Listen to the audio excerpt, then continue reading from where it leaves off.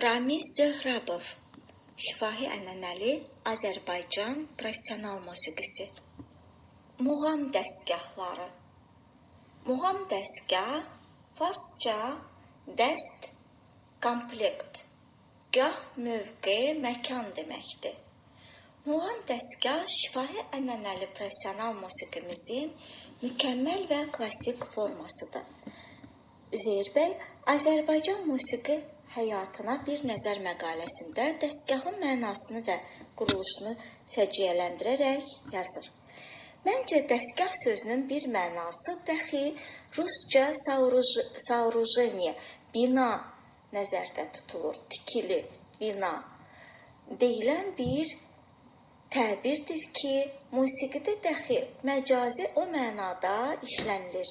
Yəni, müxtəlif muğam parçaları bir-birinə yaraşmaq və uyğun olmaq şərti ilə cəm edilib bir dəstgah əmələ gətirir. Professor Biləyev dəstgahın quruluşunu bu cür şərh edir. Bu silsilədə muğam, xalq şəhər romans növündə professional şairlərin sözlərinə oxunan təsnif adını daşıyan mahnı və virtuoz şəkildə işlənmiş rəng birləşir. Belə birləşmə məhz lad əsasının ciddi planı ilə icra edilir. Dövrümüzə gəlib çatmış bitkin kamil formalı dəstgah, rəngarəng məzmun və yeganə lad məqam sisteminə malik böyük silsilə və ya çox hissəli musiqi əsəridir. Şöbə və güşələrin, təsnif və rənglərin məntiqli prinsip əsasında ardıcıllaşması dəstgaha xas olan ümdə keyfiyyətlərdəndir.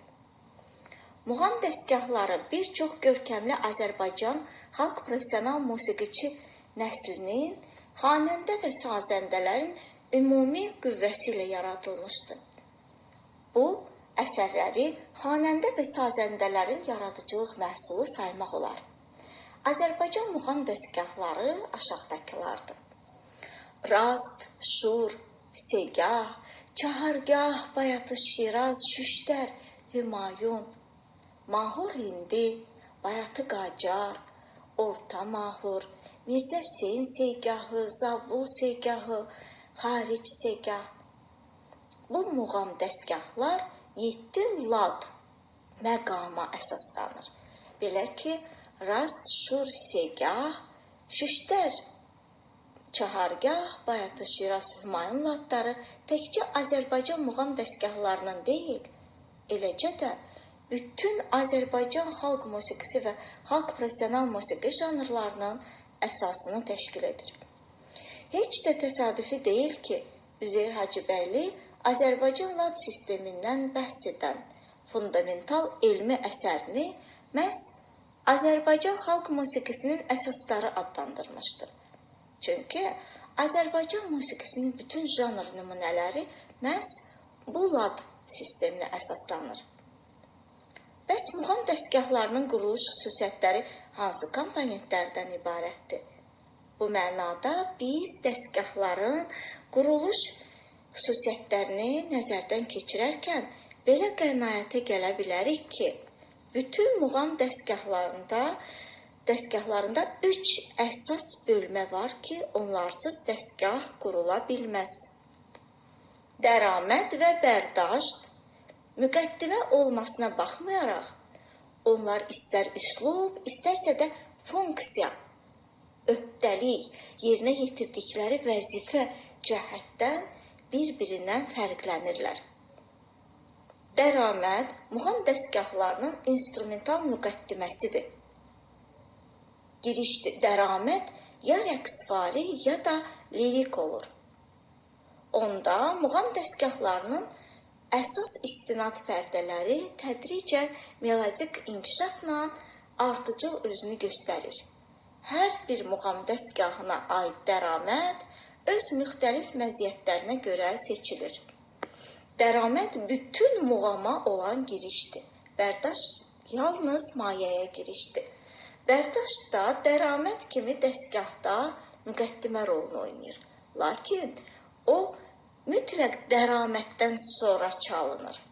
Və əgər dəraməd dəqiq ölçüyə əsaslanan instrumental pyesdirsə, Bərdaşt sərbəst improvizə üslubunda çalınan və oxunan epizod müqəddimədir. Muğam dəstgahında improvizə üslubunun icrası məhz Bərdaştdan başlanır. Bərdaştın farsca yığın, toplama mənası daşıması heç də təsadüfi deyil. Çünki Bərdaştda muğam dəstgahının ümumi əhval-ruhiyyəsi, obrazlı, emosional aləmi öz əksini tapır. Adətən Bərdaşt yuxarı zil registrdə emosional, ehtiraslı recitativ üsulda başlanır və tədricən aşağı doğru enmə hərəkəti ilə mayədə tamamlanır. Bundan sonra xanəndə muğam dəstgahının mayə şöbəsini oxumağa başlayır. Beləliklə, Bərdaşt lad intonasiya cəhətdən dəstgahın mayə şöbəsini bilavasitə hazırlayır. Bərdaşt yalnız mayəyə girişdir. Dəraməd isə bütün muğama girişdir. Göründüyü kimi, Bərdaştın özü də dəraməd kimi müqəddimə əhəmiyyətinə malikdir. Lakin dəraməddən fərqli olaraq Bərdaşt dəstgahın mayə şöbəsi üçün müqəddimədir. Dəraməd isə ümumilikdə bütün dəstgah silsiləsinin müqəddiməsidir. Vokal instrumental dəstgahın dəraməd və Bərdaştından sonra mütləq mayə şöbəsi gəlir. Bu, öz həcmi etibarilə dəstgahda birinci ən iri mərkəzi şöbədir. Mayə hər hansı ladın mayəsi tonikası ətrafında gəzişmə nəticəsində yaranır. Mayə əsas dəstgahın adı ilə adlanır. Məsələn, mayə-i rast, mayə-i çahargah və ilaxır. Bu şöbəni dəstgahın bünövrəsi saymaq olar. Təsadüfi deyil ki, mayə sözünün bir mənası da təməl deməkdir, bünövrə.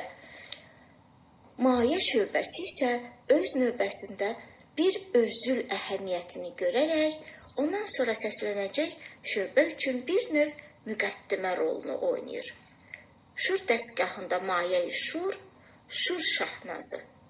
Çahargah dəstgahında isə mayə-i çahargah bəstənigarı hazırlayır və ilaxır.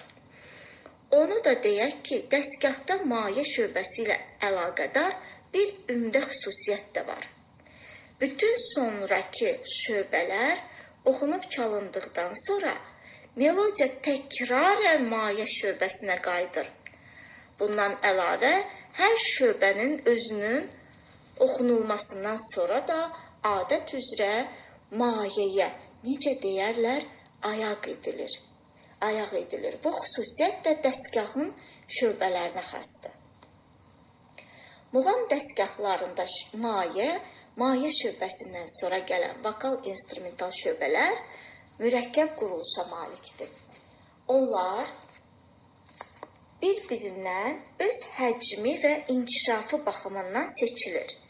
Muğam dəstgahın hər bir şöbə və güşəsi ifaçıdan konkret obrazlı, emosional mühiti açmağı qarşıya əsas məqsəd qoyur. Dinləyicini müəyyən şəraitə, musiqiçi yaradıcılığını əmələ gətirir ki, bu əmələ gətirdiyi emosional iqlimə daxil edir musiqiçini. Beləliklə, onu deyək ki, dəstgaha iki janr qrupunun, instrumental janrlar qrupu və vokal instrumental janrlar qrupunun nümunələri daxildir. Onlar ciddi şəkildə müəyyən olunmuş qanuni ardıcıllıqla növbələşirlər. Dəstgahda olan tərkib hissələrin növbələşməsi aşağıda göstərilir.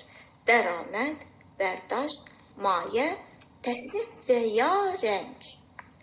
Sonraki şöbə və güşələr təsnif və rənglərlə ardıcıllaşır. Azərbaycan xalq musiqisinin tədqiqatçısı Professor Məmməd Salih İsmailov muğam dəstgahlarını obrazlı dildə möhtəşəm bir musiqi imarətinə bənzədir.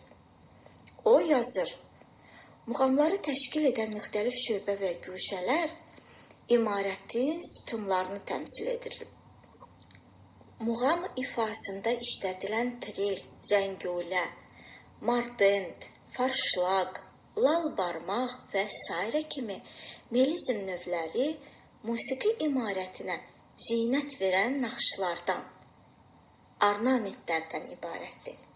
Nəhayət, muğam melodiyalarının yaranmasında təkrarlanma, sekvensiya, variantlıq, musiqi ifadələrinin kvarta, kvinta və oktava intervalları üzrə yuxarı köçürülməsi kimi müxtəlif ifadə vasitələri bu imarətin qurulması üçün işlənən tikinti materiallarıdır.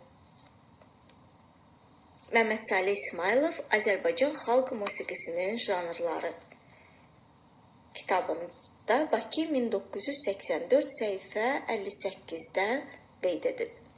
Muğam dəstgahları bir qayda olaraq sazəndələr ansamblının müşayiəti ilə oxunub çalınır. Klassik sazəndə ansamblı tar, kamança, qavaldan ibarətdir. Qavalda adətən xanəndə özü çalır. Əgər tarzən muğam dəstgahının ifasına başlamaq istəyirsə, o tarı mütləq həmin muğam üçün kökləməlidir. Tarzən, ağ, sarı, zəng isimlərin kökünü yoxladıqdan sonra kök isimləri ifa olunacaq muğama görə köklüyür. Bu vaxt ifa ediləcək muğam dəstgahının əsas şöbələrinin istinad pərdələrini nəzərə almaq lazımdır. Başlıca istinad pərdələrin funksiyasını kök isimlər görür. Məsələn, rast aşağıdakı kimi köklənir. Birinci kök isim, birinci oktavanın fası, yanındakı ağ sim, birinci oktavanın re səsi, ikinci kök sim, ona ton simdə deyilir. Sol, böyük oktavanın sol notu olur. Kamançada kökü birinci sim, ikinci oktavanın mi səsi, ikinci sim, birinci oktavanın si səsi, üçüncü sim, birinci oktavanın mi səsi, dördüncü sim, kiçik oktavanın si səsidir.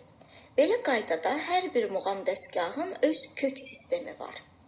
Yuxarıda qeyd etdiyimiz kimi, muğam dəstgahların da musiqi axınının inkişafı məhz üzərində qurulduğu lad məqamın bütün istinad pərdələrinin ardıcıl təsdiqlənməsinə əsaslanır. Fikrimizi sübuta yetirmək üçün biz muğamların anası sayılan rast dəstgahını kompozisiya quruluş, lad məqam və obraz emosional baxımdan təhlil edək. Ən əvvəl rast haqqında ümumi məlumat.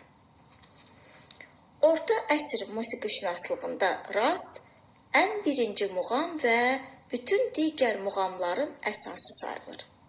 Musiqişünaslar rastı uluq kök adlandırırlarmış. Azərbaycanda olduğu kimi Xarəzm makamları arasında da ilk makom rastdır. Buxara makomları silsiləsində ilk makom büzürk sayılır. 17-ci əsrin musiqi nəzəriyyəçisi Dərviş Əli musiqi haqqında traktatının 12 muğamın yaranması haqqında fəslində müxtəlif rəvayətlərdən söhbət açır. Biz buradan öyrənirik ki, ən qədim muğam rast Adəmin dövründən bizə gəlib çatmış və hər şeydən əlini üzmüş, ümidsiz ən birinci insanın cənnət haqqında naləsini təşkil edir.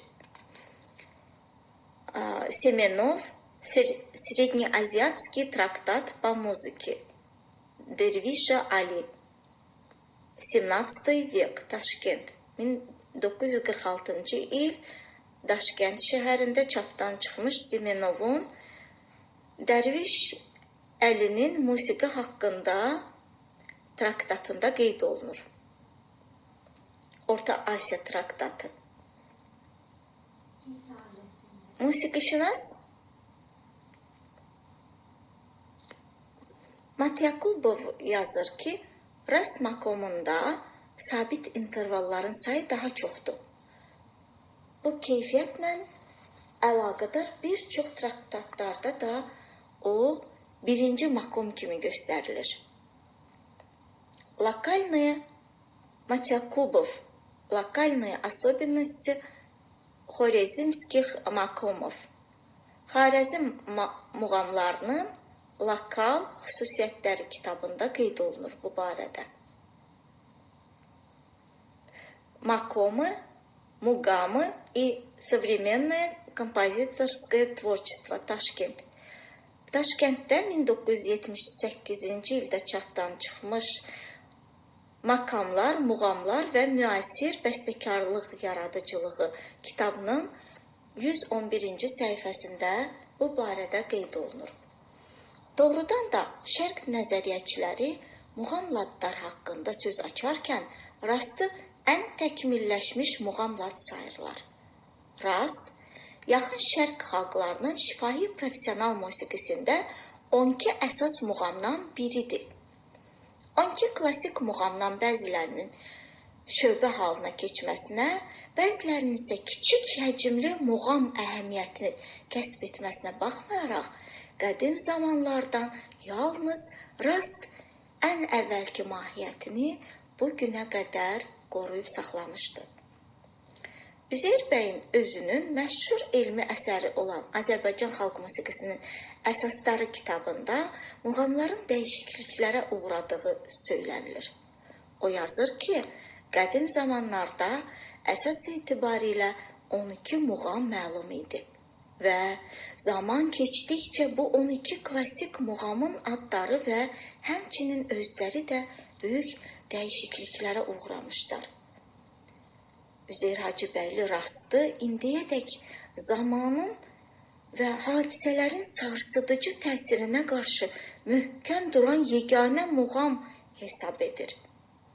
Üzeyir Hacıbəyli əsərləri 2-ci cild Bakı 1965 səhifə 36-da qeyd edir. O yazır, bu muğam kökünün möhkəm və məntiqli olması onun adının mənasına tamamilə uyğun gəlir. Rast, düz, doğru deməkdir.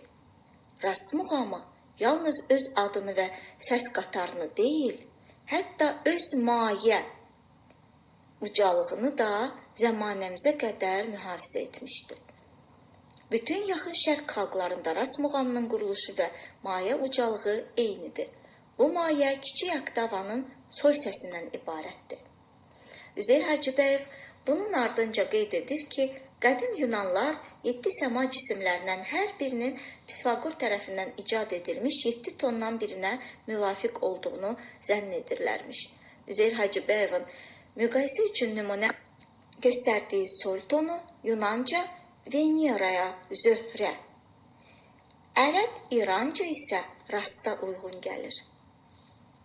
Türk musiqişünası Həsən Təhsin də Üzeyir Hacıbəyev kimi rast muğamı tonikasının mayəsinin sol səsindən ibarət olduğunu xüsusi qeyd edir. Ağalar Əlverdibəyov şərq musiqisinə aid olan məxəzlərə əsaslanaraq rastın tonikasının mayəsinin, yəni sol olduğunu özünün yaratdığı cədvəldə göstərmişdir. Əlverdibəyov musiqi tarixi əlyazma Memarlıq və İncəsənət İnstitutunun arxivi qovluq 75 səhifə 253-də qeyd olunur. Onu da qeyd edək ki, bu günümüzdə də sol səsi rastın mayə ucalığıdır. Hələ 19-cu əsrdə Azərbaycan müxtəlif regionlarında yerləşən xanəndəlik məktəbinin özündə belə rastın, eləcə də başqa muğamların tərkibi, şöbə və guşələrinin ardıcıllığı baxımından müstəqillik özünü göstərir. Məsələn, Bakı, Şuşa, Şamaxının özünə məxsus muğam məktəblərində rast dəstgahının şöbə və guşələrinin həm say, həm də ardıcıllıq etibarilə müqayisələri nəticəsində belə qənaətə gəlmək olur ki, əgər Bakı musiqi məclislərində rast dəstgahı 15, Şuşa musiqi məclisində 18 şöbə və guşədən ibarətdirsə, Şamaxı muğam məclisində şöbə və guşələrin sayı 21-ə çatdırılmışdı. Yəni, vasitə kimi 3 muğam məclisində Bakı, Şuşa, Şamaxı məclislərində oxunan rast dəstgahının tərkibini aşağıdakı cədvəldə göstərə bilərik. Bakı, Abşeron 1. Mayeyi rast 2. Novruz Rəvəndə 3. Rast 4. Üşşaq 5. Hüseyni 6. Vilayəti 7. Xocəstə 8. Xavəran 9. Əraq 10. Pəncgah 11. Rak 12. Xavəran 13. Əmiri 14. Məsihi 15. Rast. Bakıda rast dəstgahı 15 şöbədən ibarət göstərilir. Şuşa, Qarabağ rast, pəncgah, vilayəti, Mənsuriyə, Zəminxarə, Rak Hindi, Azərbaycan, Əraq, Bayatı Türk, Bayatı Qacar, Mavərən Nəhr, Bal-Kabutər, Hicaz, Şahnaz, Əşiran, Zəngişütür, Kərküki, rast. Şamaxı, Şirvan rast, Üşşaq, Mücri, Hüseyni, Vilayəti, Siyahi, Ləşkər, Məsihi, Dəhri, Xocəstə, Şikəstə-i Fars, Rak Hindi, Rak Xorasani, Saqinamə, Əraq, Təsnif Gərai, Məsnəvi, Zəngşötür, Nəğmə-i Hindi, Mənəvi, Kabili, rast. Maraqlıdır ki, 19-cu əsrin ikinci yarısında yaşamış məşhur tarzən Mirzə Fərəcin tərtib etdiyi rast dəstgahı cədvəlinin tərkibi məhz Şamaxı musiqi məclisində Beytüs Səfada ifa olunan rastın şöbə və guşələri və onların ardıcılığına çox uyğundur. Bu barədə Rüqəyyə Rızayeva Bağırova yazır tarzən Mirzə Fərəc haqqında xatirələrim kitabında. Bakı 1986, səhifə 46-da. Bütün bu mübahisəli məsələləri Üzeyir Hacıbəyev Bakı Musiqi Texnikumunda müdir vəzifəsində işləyərkən həll edir. 1922-ci ildə Bakıda 1-ci Musiqi Texnikumu açılır. Bu texnikumun müdiri Üzeyir Hacıbəyev təyin olunur. Üzeyir Hacıbəyev tar, kamança və xanəndə sinifləri üçün muğam proqramı düzəltmək məqsədi ilə xüsusi şura yaradır. Bura Cabbar Qaryağdıoğlu, Qurban Pirimov, Şirin Axundov, Mirzə Fərəc Rızayev, Mənsur Mənsurov kimi muğam ustadları daxil idi. O zaman Üzeyir Hacıbəyevin rəhbərliyi ilə bu şuranın əsas xidməti o oldu ki, musiqi məktəbində muğamın tədrisi üçün proqram tərtib olundu. Həmin proqramda rastın artıq təkmilləşmiş tərkibi müəyyənləşdirilmişdi. Üzeyir Hacıbəyevin imzası ilə 1925-ci ildə təsdiq olunmuş proqramda rast dəstgahı aşağıdakı 13 şöbə və guşədən ibarətdir. Rast, Üşşaq, Hüseyni, Vilayəti, Məsihi, Dəhri, Xocəstə, Xavəran, İraq, Pəncgah, Rak Xorasani, Gərai, rast. Sonralar muğam sinfi proqramı bir neçə dəfə redaktə olunmuş, bəzi guşələr birləşdirilib, şöbə halını almış, bəziləri isə ixtisar edilmiş və nəticədə rast dəstgahı öz təkmil şəklini əldə etmişdi.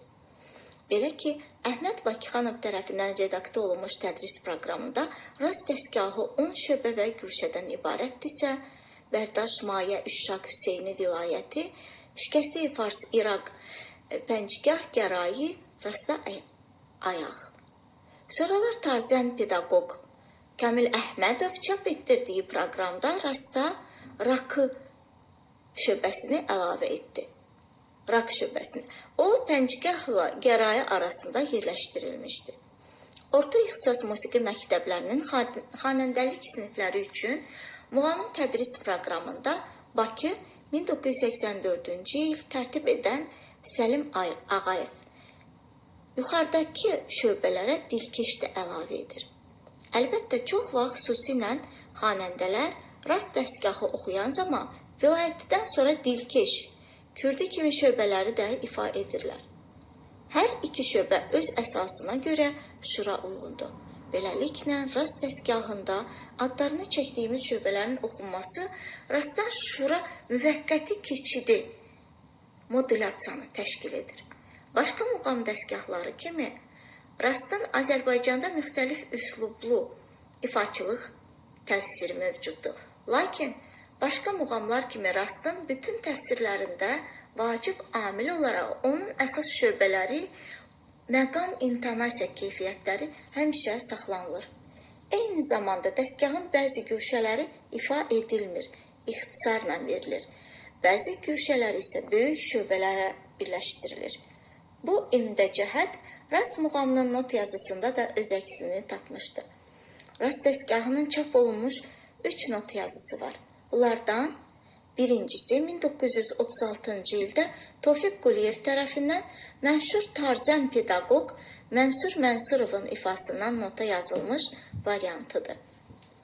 İkinci dəfə musiqişünas Nəriman Məmmədov görkəmli tarzən pedaqoq Əhməd Bakıxanovun ifaçılıq məktəbinə uyğunlaşdırılmış rastı nota salmışdı.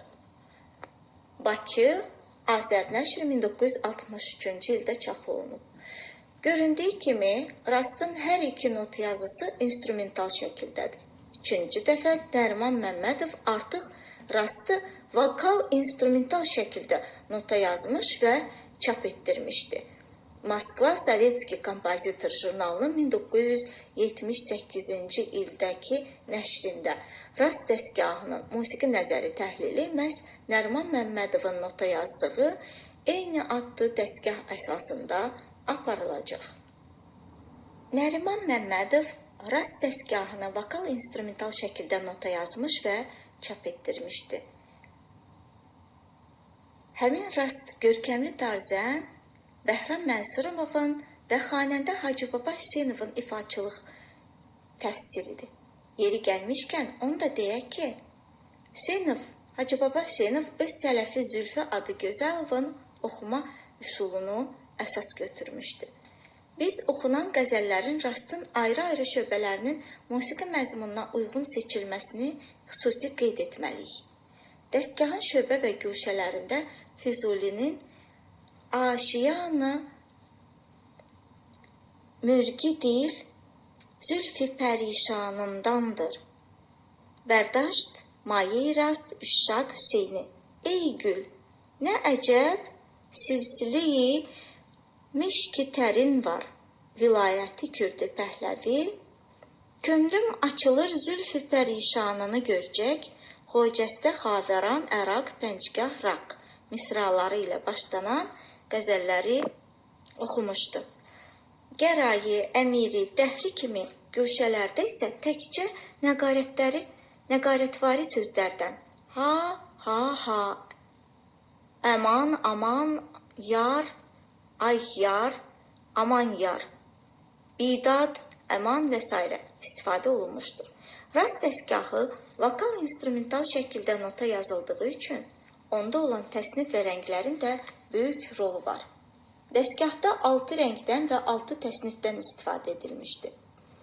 Bunlar dəstgahın əsas şöbələrini rövnəqləndirməklə bərabər musiqi baxımından improvizə səciyyəli şöbələri tamamlayır. Onlarda bitkinlik yaradır. Təsnif və rəng janrlarına ayrıca fəsillər həsr olunduğu üçün biz təhlil etdiyimiz dəstgahın kompozisiyasında onların tutduğu yerin adını saddalamaqla kifayətlənəcək, yəni təsnif və rənglərin musiqisi təhlil edilməyəcək. Məlumdur ki, rast dəstgahı rast ladına əsaslanır. Rast ladının səs qatarı aşağıdakıdır. Re, mi, fa, di, sol, mayə, la, si, do, re, mi, fa. Biz rast muğam dəstgahını lad məqam baxımından təhlil zamanı rast ladının yuxarıdakı səs sırasına, onun pərdələrinin ardıcıllığına və funksiyalarına əsaslanacağıq. Bütün dəstgahlarda olduğu kimi, tədqiqat obyekti kimi götürdüyümüz rast muğamı da dəramətlə başlanır. Dəraməd bilavasitə bizi qabaqcadan rast dəstgahının musiqi məzmunu ilə tanış edir. Müəllif not yazısında dəramətdən sonra təsnif də yazıb. Xanəndə istəyinə görə dəramətdən sonra təsnif də oxuya bilər. Not yazısında verilən təsnif Füzulinin məşhur "Can vermə qəmi eşqə kim, eşq afəti candır" misrası ilə başlanan qəzəlinə oxunur. Təsnifin mətnində qəzəldən cəmi 2 beyt işlənir. Dəraməd və təsnifdən sonra dəstgahın bərdaşt bölməsi gəlir. Əhməd Bakıxanovun təbirincə desək, muğamın bütün pərdələri bərdaştda öz ifadəsini tapır. Bərdaştda hər sənətkar özünə məxsus bir üsulla çalır. Rast dəstgahında bərdaşın əlavə adı da var. Novruzi Rəvəndə. Novruzi Rəvəndə Əraq şöbəsinin melodiyası ilə başlanır. Bu şöbənin istinad pərdəsində gəzişmədən sonra musiqi axını dəstgahın mayəsinə gəlib çıxır. Bu bölmə xanəndənin oxumağa başlaması üçün bir növ hazırlıq prosesidir. Rast dəstgahının not yazısında bərdaşt tar ilə kamançanın kanon şəklində inkişaf prinsipi əsasında qurulmuşdur. Sanki hər iki musiqi aləti dialoqlarla danışırlar. Göründüyü kimi kamança ilə tarın melodiyalarının eyni olduğuna baxmayaraq, metr baxımından kamança bir çərək geri qalır. Nəticədə instrumental duetdə səs birləşmələri kəskin dissonanslar yaradır. 3 instrumental avazdan sonra ona vokal partiya da qoşulur. Vokal partiya demək olar ki, əvvəlki instrumental avazları dəyişikliklərlə təkrarlayır. Polifoniyada buna stretto deyilir. Bu cür variantlıq xüsusən 3-cü avazda daha çox nəzəri cəlb edir. Bərdaştın vokal partiyası aşağıdakı beyt və əlavə sözlər əsasında oxunur. Aşiyana müğni deyil, zülfü pərişanındandır. Qanda olsam ey pəri, könlüm sənin yanındadır. Ey, əman, əman, ey, əman, ey. Vokal partiyanın diapazonu 1-ci oktavanın sol səsindən kiçik oktavanın soluna, fa diyezə qədərdir. Belə ki, rastın mayəsi olan soldan bir oktava aşağıya, kiçik oktavanın soluna qədər enmə hərəkəti bərdaştın melodik əsasını təşkil edir. Bərdaştdan sonra dəstgahın mayə şöbəsi çalınıb oxunur. Başqa dəstgahlarda olduğu kimi rastda da mayə-rast şöbəsi dəstgahın bütünlükdə simasını səciyyələndirir. Mayə-rast öz musiqisinin təmkinliyi, sakit tərzdə inkişafı ilə diqqəti cəlb edir. Sanki nağılçı rəvayəti aramla nəql etməyə başlayır. Melodiya aşağı registrdə, vokal partiyada kiçik oktavanın re səsinə, bəm səslə başlayıb, tədricən yuxarıya doğru istiqamətlə inkişaf edir. Onu da deyək ki, əvvəl bu missiyanı tar ilə kamança yerinə yetirir. Sonra estafeti xanəndəyə verir. Xanəndə oxumağı qəzəldən deyil, nidalar və əlavə sözlərdən başlayır. Yar, yar, yar, ey yar, can ayar cümləsi ya bütöv bir beytə və əlavə nəqarətvari hecalar oxunur. Çöbə və güşələrdən fərqli olaraq avazlar müəyyən ad daşımırlar. Avazlar ya şöbə ya da güşə daxilində çalınıb oxunur. Beləliklə, şöbə 5-6, güşə isə 2-3 avazdan ibarət olur. Mayə-i rastda melodik hərəkət nə qədər yüksəyə qalxsa da istinad pərdəsindən, yəni kiçik oktavan sol səsindən ayrılmır. Yuxarı istiqamətdə hər avazdan sonra yenə də bu pərdəyə mayənin istinad pərdəsinə qayıdılır. Maye rast dəstgahında həcm etibarilə ən böyük şöbədir. Bunun üçün də xanəndə qəzəlin 3 beytindən istifadə edib. Aşiyanı müğridül zülfü pərişanındandır, qanda olsam, ey pəri, könlüm sənin yanındadır. Eşq dərdi ilə xoşam, əl çək əlacımdan təbib, qılma dərman kim, həlakim zəhri dərmanındadır. Gözlərim yaşın görüb, şur etmə nifrət kim bu həm, ol nəməkdəndir ki, ləli şəkkər əfşanındadır.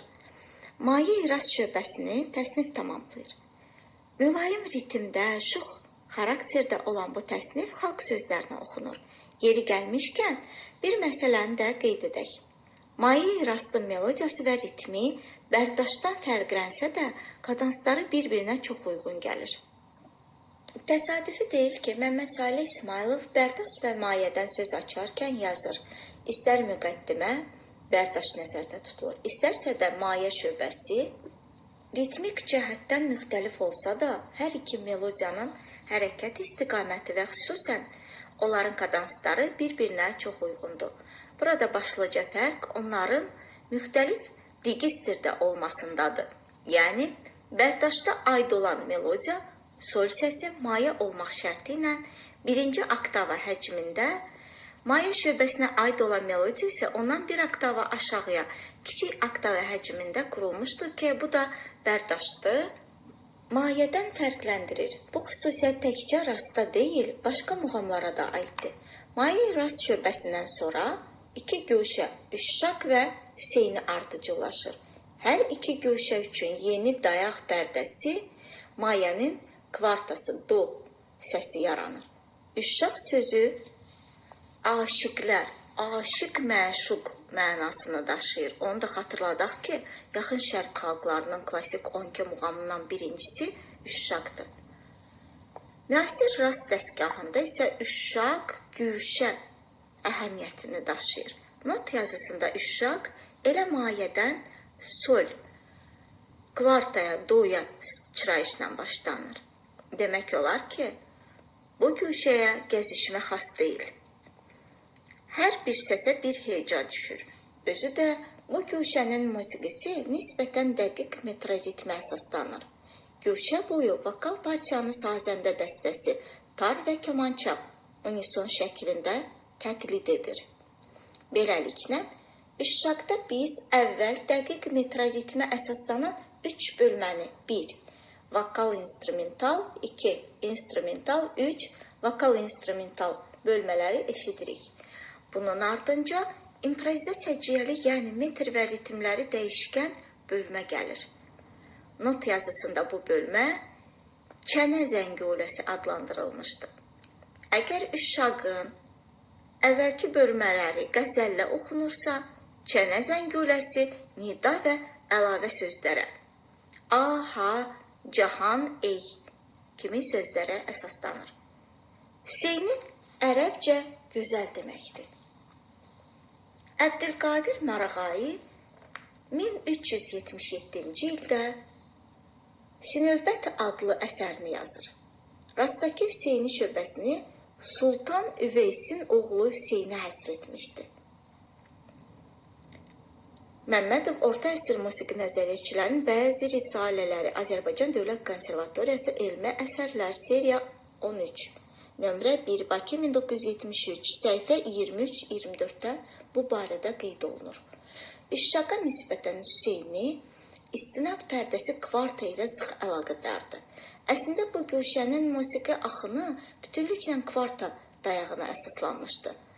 Lakin sonra yenə də mayə kiçik oktavanın sol səsinə qayıdılır və güşə tamamlanır. Onu da deyək ki, Hüseyni güşəsi ilə rast dəstgahını başlayan birinci qəzəl də tamamlanır. Son beyt məhz Hüseyni güşəsində oxunulur. Rast dəstgahının Hüseyni köşəsi təsniflə bitir. Rast dəstgahının mərkəzi şöbələrindən biri vilayətidir. Vilayətidə melodiya mayənin kvintası olan birinci oktavan re səsinə istinad edir. Bu şöbənin xarakterik cəhətlərindən biri də odur ki, kvintaya 8-ci bilə əsaslanan melodiyada mütləq kvintanın üst aparıcı tonu sayılan mi səsi əskilərək mi bemolə çevrilir.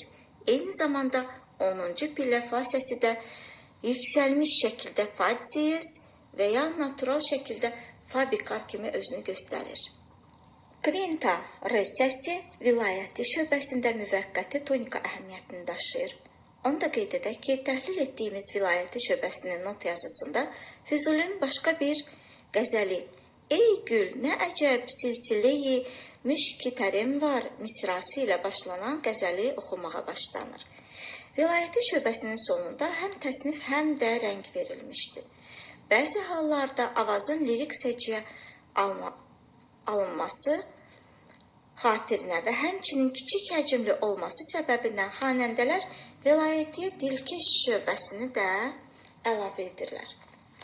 Dilkeş isə öz növbəsində könül cəlb edən, cazibəli, xoşa gələn mənasını daşıyır.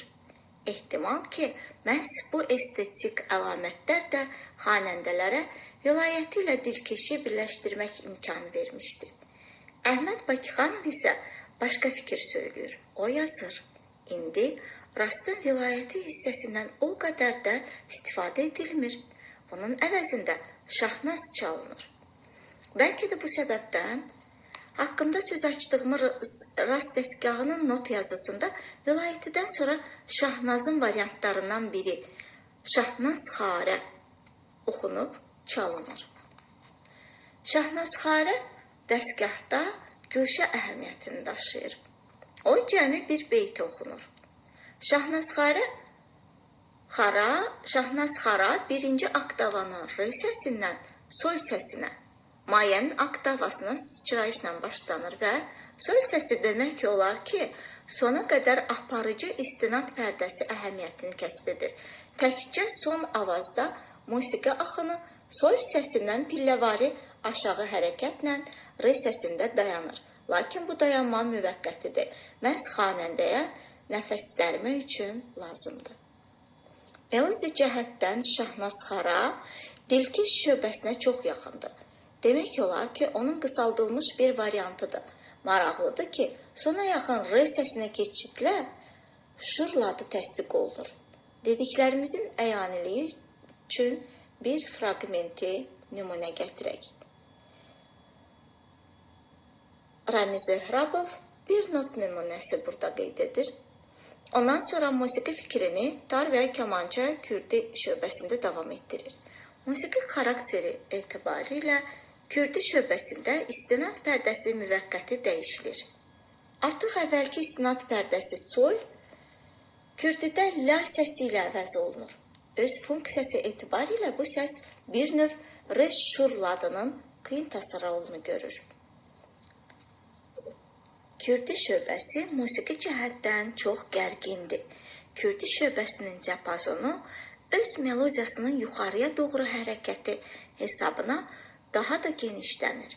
Vokal partiyanın ümumi diapazonu birinci oktava soldan ikinci oktava mi bemolə qədər olan məsafəni əhatə edir. Nəhayət, əvvəl vokal partiyada, sonra isə instrumental partiyada la istinad pərdəsində dayanmaqla Kürdi şöbəsi məntiqli surətdə tamamlanır. Əlbəttə, bu zaman re şurdan sol rasta keçmək tələb olunur. Bu vəzifəni Pəhləvi şöbəsi yerinə yetirir. Pəhləvi şöbəsində əsas rol vokal partiyaya verilmişdir. Belə ki, vokal partiya birinci mərhələdə zildən sekvensiyavari gəzişmə yolu ilə şur ladının re səsinə, dayaq səsinə gəlib çatır.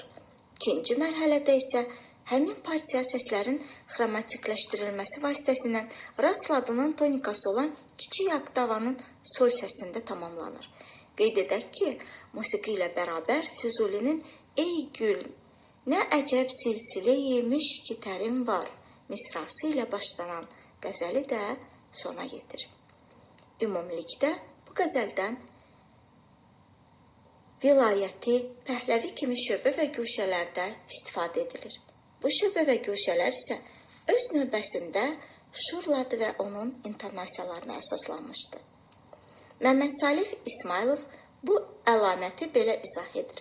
Məsələn, vilayəti rastın kiçik şöbələrindən biri olduğu halda, müasir xanəndələr oxuyarkən bir çox hallarda onu tamamilə müstəqil olan Şahnaz muğamı ilə əvəz edirlər. Şahnaz və onun bir şöbəsi olan Kürdi elə muğam parçalarıdır ki, o həm məqam, lad, həm də melodik cəhətdən şur muğamı ilə yaxın əlaqədədir. Rastın ifaçılıq praktikasında şurçalarlı şöbələrdən olan şikəstəyi fars gəlir. Çox zaman şikəstəyi fars şöbəsi xocəstə ilə əvəz olunur. Seygah çalarlı, lirik səciyyəli melodiyası istinad pərdəsi cəhətdən bu şöbə şikəstəyi farsa yaxın olduğu üçün də rastda xanəndələr və sazəndələr xocəstədən istifadə edirlər. Müraciət etdiyimiz rast dəstgahının yazısında da şikəstəyi fars yerinə xocəstə verilmişdir. Şikəstəyi fars kimi xocəstədə də mayənin kvinta tonuna, r-yə istinad olunur.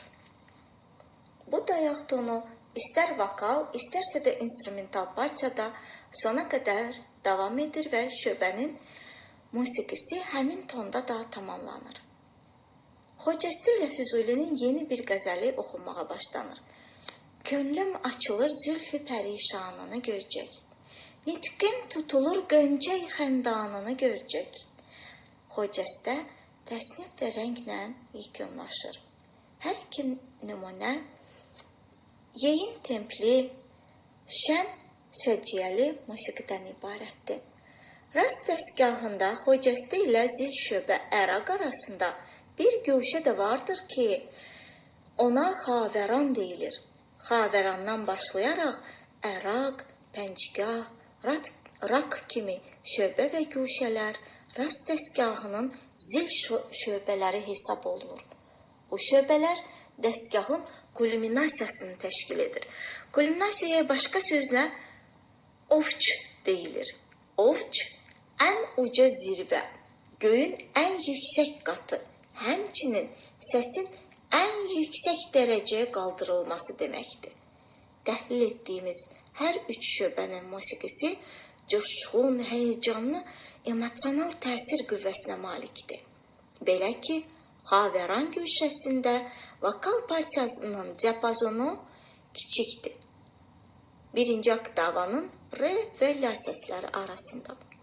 Elə ilk musiqi ibarəsindən, yəni kvintadan birinci oktavanın r mayənin oktavasına, birinci oktavanın sol səsinə sıçrayışla xavəranın dayaq nöqtəsi təsdiq olunur.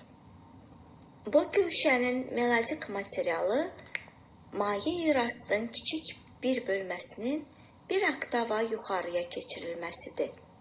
Xavəranın mətni cəmi bir misradan ibarətdir. Bundan sonra rəqsvari rəng səslənir və birbaşa əraq şöbəsinə keçilir.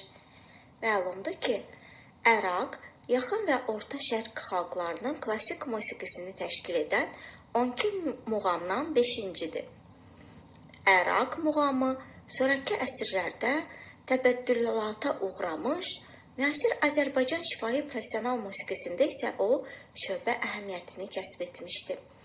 Hazırda rast, seygah, mahur hindi və rahab muğam dəstgahlarında bu şöbə eyni funksiyanı, kulminasiyanı, ovçu özündə təcəssüm etdirir. Öz bədii təsir qüvvəsi etibarı ilə coşğunluq, çağırış ruhu, əzəmət, təntənəli səciyyə bu şöbənin musiqisinə xas cəhətlərdəndir. Onu da deyək ki, bu şöbə bəzi mənbələrdə İraq da adlanır. Əfrasiyab Bədəlbəyli musiqi lüğətində bu məsələni belə izah edir. muğamatın şöbə və güşələrindən bir çoxunun adı bilindiyi kimi coğrafi adlarla əlaqədardır. Həm də belə hallarda muğam adları çox vaxt ölkə, məmləkət adı ilə yox, məhəllə, şəhər adları ilə adlanır. Belə olan surətdə hamıya məlum olan İraq ölkəsi kimi, həm də Şiraz, İsfahan, Zabul, Nişapur, Nəhavənd şəhərlərinin qonşuluğunda Ərak adlı şəhərin də olduğunu nəzərə alsaq, bu muğam ifaçılar və musiqi ictimaiyyətimiz tərəfindən İraq deyil, Ərak sayıla bilər. Biz bu fikirlə tam razılaşa bilərik. Ərak şöbəsi ondan əvvəlki Xavəran güşəsi kimi mayənin oktavası, birinci oktavanın sol səsinə əsaslanır. Bu, onun dayaq tonudur. Bu şöbədə xüsusən sazəndə partiyası daha fəaldır. Çünki burada instrumentalistlərin ifaçılığı üçün geniş imkanlar var. Sazəndə dəstəsi öz texniki bacarıqlarını nümayiş etdirə bilər. Məhz bu ümdə xüsusiyyətlərə görə də tarda Əraqın ifasını Kamil Əhmədov belə tövsiyə edir. Əraq şöbəsinin inkişaf edən canlı ifasına xüsusi diqqət yetirmək tələb olunur. Sarı cisimlərin köməyi və üst mizrabların vasitəsilə güclü pərdə aşağı, pərdə yuxarı durmadan dinamik hərəkətlərlə çalğıya istinad edilməlidir. Əraq şöbəsində xanəndənin oxuduğu vokal partiyanın özündə belə mürəkkəb texnika göstərmək tələb olunur. Əraqın sonunda rəng çalınır. Bu rəng xarakter cəhətdən əvvəlki rənglərdən fərqlənir. O, 4:2 ölçüsündə marş xasiyyətindədir. Ümumiyyətlə, Əraq rəngləri üçün marş ritmi səciyyəvidir. Pəncgah şöbəsi musiqi cəhətdən demək olar ki, üşşaqın bir oktava yuxarıda təkrarı sayılır. Lakin üşşaq dəqiq ritmə əsaslandığı halda, pəncgah isə sərbəst metr ritmdədir. Üşşaq kimi bu güşənin əvvəlində də mayədən kvartaya, soldan doya sıçrayış və sonradan üst aparıcı tonun, lə səsinin fəallaşması diapazonun yuxarıya doğru istiqaməti hesabına genişlənib, kvintanın üst aparıcı tonuna, ikinci oktavanın mi səsinə gedib çıxması, nəhayət yenə də əvvəlki istinad pərdəsinə, birinci oktavanın sol səsinə və həmin pərdədə tamamlanma bu güşənin inkişaf prinsipini təşkil edir. Onu da qeyd edək ki, pəncgah şöbəsinin rast dəstgahında tutduğu xüsusi mövqeyə görə həmin dəstgahı bəzən rast pəncgah adlandırırlar. İran klassik musiqisində isə 7 əsas dəstgahdan biri rast pəncgahdır. Maraqlıdır ki, pəncgah, özbək və tacik şaşmakom silsiləsində rast makomuna daxil olan instrumental şöbə sayılır. Əvvəllər pəncgoh Xarəzm musiqiçilərinin yaratdığı müstəqil makom idi. Onun hazırda ancaq instrumental hissəsi mövcuddur. Vokal instrumental hissəsi yoxdur. Pəncgahda Əraqa nisbətən musiqi müəyyən dərəcədə kövrək, yanıqlı xarakter alır. Ondan sonra səslənən rak güşəsi də həmin hissələri özündə saxlayır. Təsadüfi deyil ki, Üzeyir Hacıbəyli Leyli və Məcnun operasının 3-cü pərdəsində ən təsirli səhnələrdən birində rastın pəncgah şöbəsinin həzin, qəlb oxşayan melodiyasından istifadə etmişdi. Xatırladaq ki, bu səhnədə bir dəstə ərəb Məcnunun eşqindən xəbərdar olub ona xorla məsləhət edəndən sonra Məcnunun onlara cavabı aşağıdakı sözlərlə deyilir. Eşq dərdi hey müalic, qabili dərman deyil. Cövhərindən eyləmək cismi cüda asan deyil. Təhlil etdiyimiz not yazısında pəncgahda sonra səslənən təsnif və rəng eyni adlı guşəni məntiqli surətdə tamamlayır. Ondan sonra ardıcıllaşan rak guşəsi birbaşa maye oktavasının birinci oktava soldan, kvintasından ikinci oktavanın re səsində başlanır. Bu guşədə də yuxarıya doğru hərəkət prinsipi saxlanılır.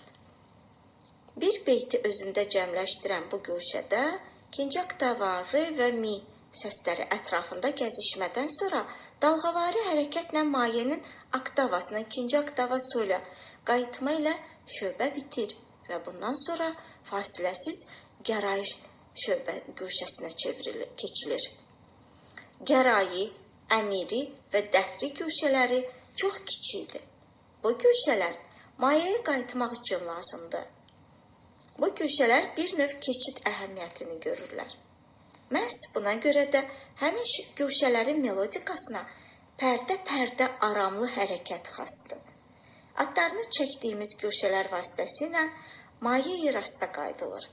Xanəndə və sazəndələrin təbirincə desək, ona ayaqla, kadans, rast dəstgahı sakit tərzdə tamamlanır. Əgər gərayi və əmiri guşələri xanəndə tərəfindən nəqarətvari sözlər əsasında oxunulursa, dəhri guşəsi instrumental sazəndə ansamblının ifasında səslənir. Bu üç guşə bir-biri ilə sıx əlaqəlidir.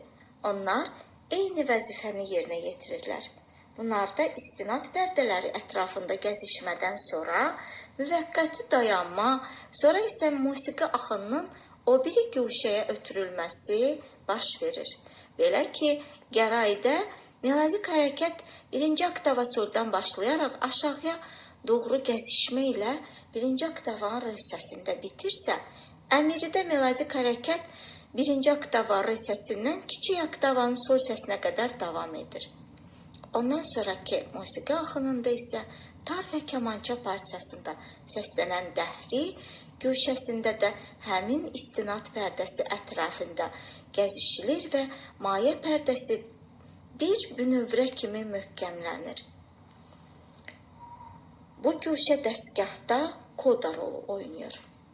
Rast dəstgahının təhlilindən belə nəticəyə gəlmək olar ki, ümumiyyətlə muğam dəstgahların melodiyaları inkişaf zamanında əsaslandıqları lad məqamının istinad pərdələri ilə hərəkətə mənsubdular. Məsələn, birinci bölmələrdə maye pərdəsi dəstgahda mərkəzi istinad nöqtəsi sayılır. Ondan sonra ardıcıllaşan şöbə və guşələrin əsas istinad nöqtəsi mayədən uzaqlaşdırılır. Artıq yeni istinad pərdələri üzə çıxır. Sonraki inkişaf mərhələsində bölmələrin musiqi axını bilavasitə kulminasiyaya doğru istiqamətlənir. Kulminasiyada adətən mayənin oktavasına, sonra isə oktavanın kvarta və kvintasına əsaslanan şöbə və guşələr bir-birini əvəz edir.